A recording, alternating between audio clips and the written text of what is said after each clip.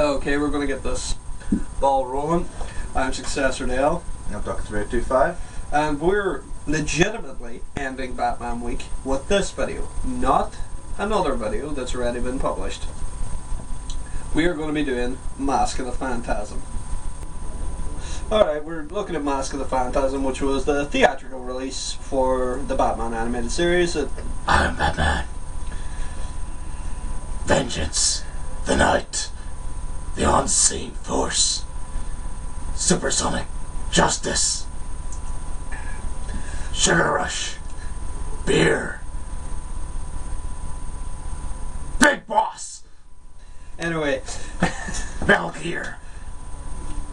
Yeah, can we roll with the thing at hand? No. I said you got 5 minutes to get me. Hang on, I know how to get you focused. Hey, Doc, vodka? Vodka.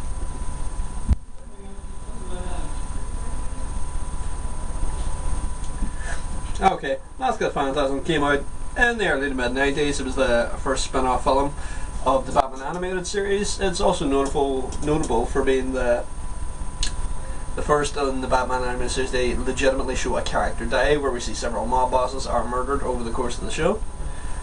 What I like most about this film is that it looks further into Bruce Wayne's psychological damage after his parents passed away. As you know, he can't really continue relationships, he can't really go on with anything without the parents' consent. He visits the grave very often, which is where he met his romantic interest this film. Yeah, that's Andrea Beaumont, the new character for the film franchise, voiced by Dana Delaney, who would later voice Lois Lane in the Superman animated series. Batman hooked up with Lois Lane first. Alright. Yeah, he hooks up with her in the Superman animated series as well. He hit that before Superman. Go figure. That player.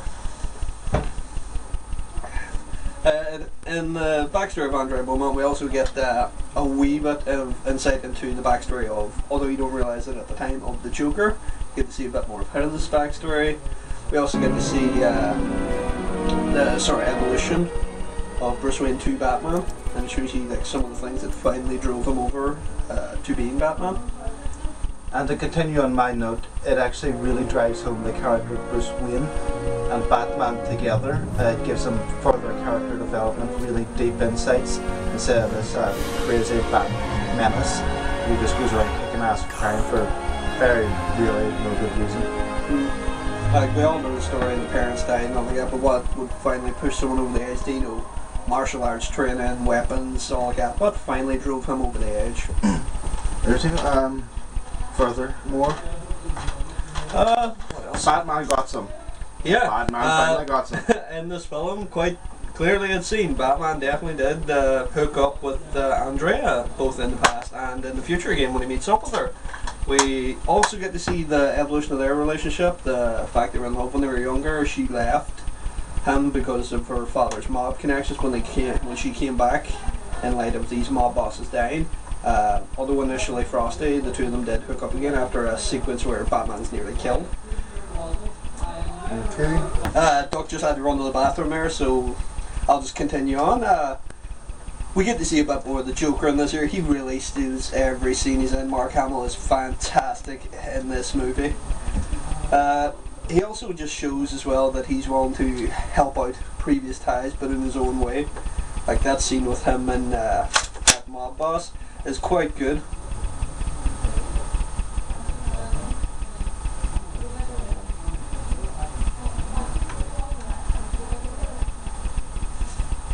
Yeah, you better. What I like about it is the underlying writing and the cinematography about it. Every time you go into flashbacks mode, wherever Batman / Bruce Wayne looks back in a relationship with Andrea, the Gotham of the future always looks bright and wonderful. But when it's present tense Gotham of the future, it's kind of a run down thing. So run down that Joker lives in it.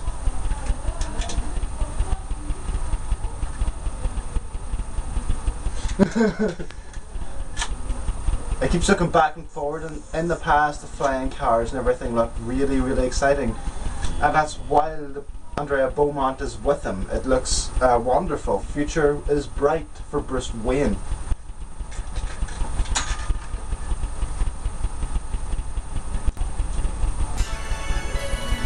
Joker rules. And of course the real mystery of the film, of course, is the identity of the Phantasm, which up to this point we're led to believe is Andrea's father, Carl Beaumont, and that's the reason she came back to Gotham, was to try and find him and talk him out of killing these mob bosses who essentially made her and her father up and leave Gotham, essentially live on the run for so many years. And of course then the number of confrontations Batman has with the Phantasm, and the Joker himself, who is on his own little vendetta to see if Batman's finally gone round the bend. But ultimately it leads to a confrontation in the Fair of the Future sort of thing between the Phantasm and the Joker, where the identity of the Phantasm is revealed as Andrea Beaumont herself.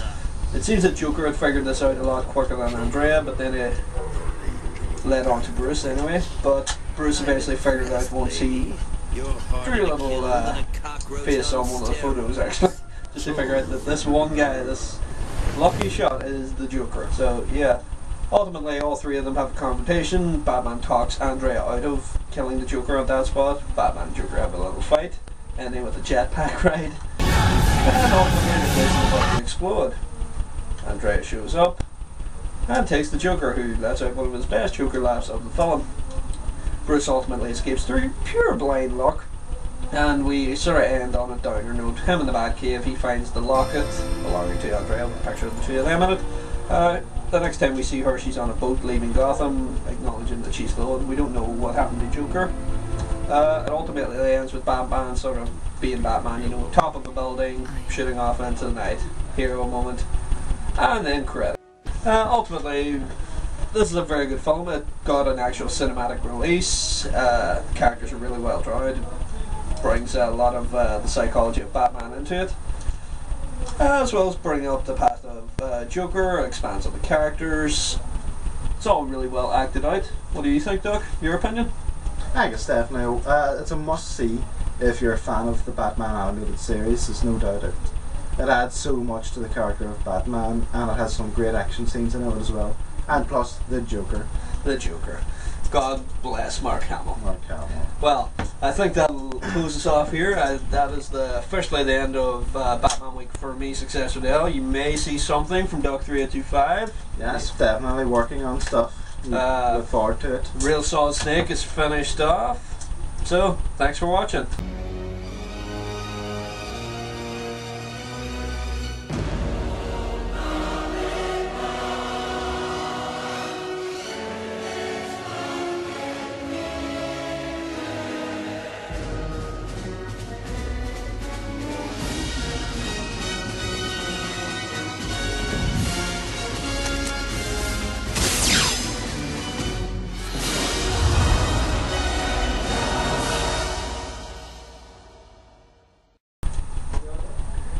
So, I think that went alright. What do you think? Alright, yeah. I'm a nice man. Hello? Oi, motherfucker! Oh, hey, Snake. You said I could do Mask of the Phantasm. Yeah. You didn't Duck made me do Batman and Robin. No, man. I said I would do this one solo. I swear I'm gonna kill you. Yeah, good luck with that. Yeah, better not tell him about this. Yeah.